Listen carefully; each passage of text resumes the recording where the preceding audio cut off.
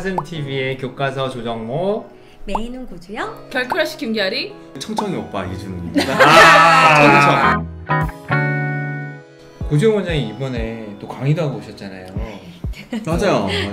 어디 갔다 오셨어요? 저 베트남에 갔다 왔어요. 베트남. 그래서 이번에 상당히 임프레시브했던 게, 우리가 그동안에 강의를 할 때는 좀 의사들 대상으로 강의를 하잖아요. 그래서 저는 이번에 그냥 환자들도 참여하는 강의다 이렇게 생각을 했는데, 환자가 거의 대부분이었어요.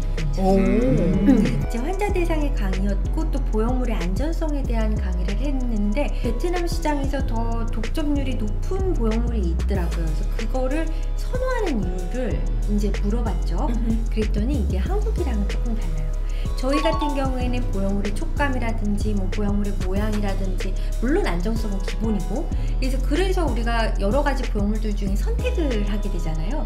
그런데 이제 특정 보형물을 굉장히 베트남에서 선호를 하는데, 그 이유는 이게 외부에서 안에 인식되어 있는 칩 때문에 인식이 된다는 거예요. 그러니까 그 얘기는 환자분들이 내 몸에 들어가는 보형물이 의사가 말한 것과, 그러니까 실제로 수술을 하는 것과 정말 들어간 게 맞는지에 대한 불안감이 되게 크다. 아니 그거를 의심한다고요? 그러니까 그거를 의심 안 하고 싶다라는 거죠. 명확하게 이제 스캔하면 100% 맞으니까. 네네. 제가 생각하기에 우리나라에서 수술하면 뭐 멘토로 수술하겠습니다, 모티바로 그럼 수술하겠습니다 있죠. 하면 당연히 그거에 들어가는 거고, 환자분들도 거기에 대해서 의사가 다른 거를 넣을 거라고는 생각을 당연히 안 하고, 우리도 그런 일은 당연히 없고 그런 생각 안 하는데, 네. 거기는 그거를 걱정을 하나 봐요, 환자들이. 불안감이 있으신 것 같더라고요, 많이. 실내 사회인 거죠. 카페에다가 핸드폰이 자리에 맡아놓고, 우리 노트북 들고 그렇지.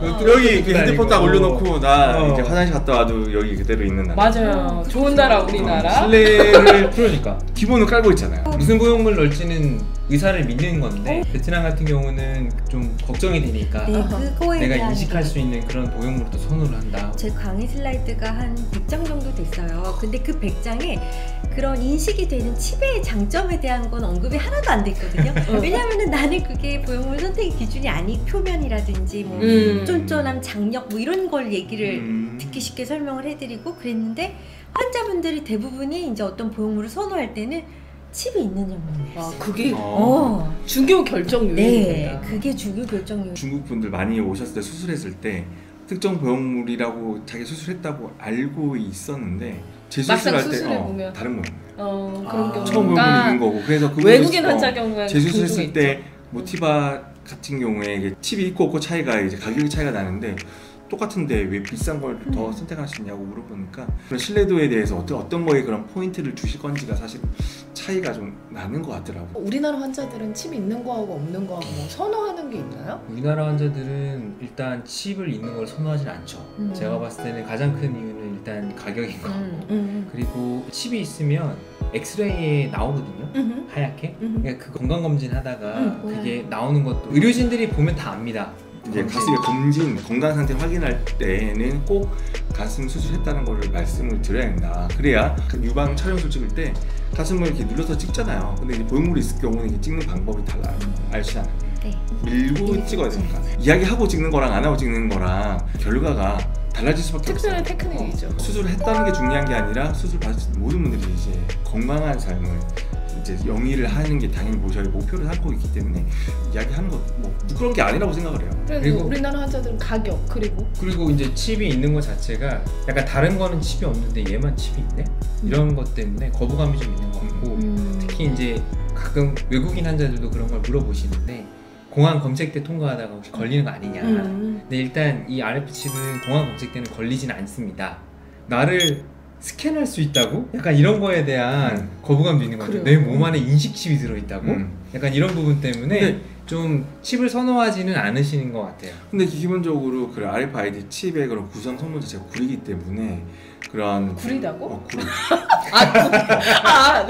나는 구리라고. 구성 성분이 구리기 때문에 구린 걸 쓰겠어. 검색대에서 처리 아이디가 걸리지 않아요.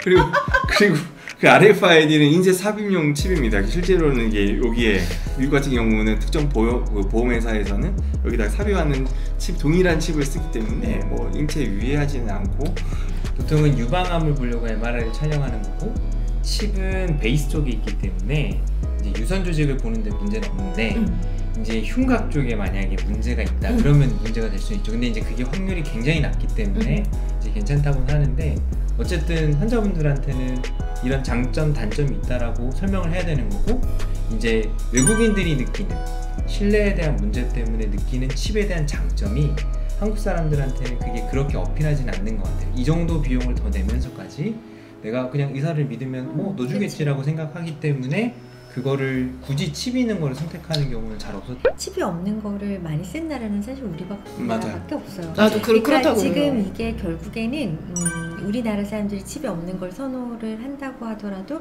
결국에는 이제 칩이 있는 것밖에 구하지 못하는 상황이 될 것 같다라는 생각이 사실 좀 들어요. 회사 자체에서 그렇죠. 생산을. 왜냐하면 이제 계속 보형물의 수급이나 이런 것들이 어려워지고 있거든요. 그러면 이제 글로벌하게 물건을 만들어야 된다고 할 때 결국에는 이제 우리한테는 필요가 없는 칩일지 몰라도 칩이 있는 거를 구매를 해야 될 것 같은 그런 상황일 것 같다는 생각이 듭니다. 그리고 또 칩의 장점도 있잖아요. 그럼요. 장점이 있죠. 어떤 장점이 있을까요?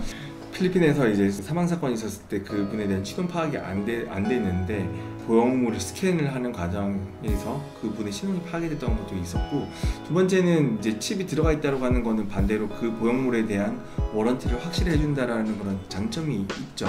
거수 한번 해봅시다. 칩 있는 거를 추천한다. 추천하면 손을 드세요. 하나, 둘, 셋. 추천 안 해요. 아무튼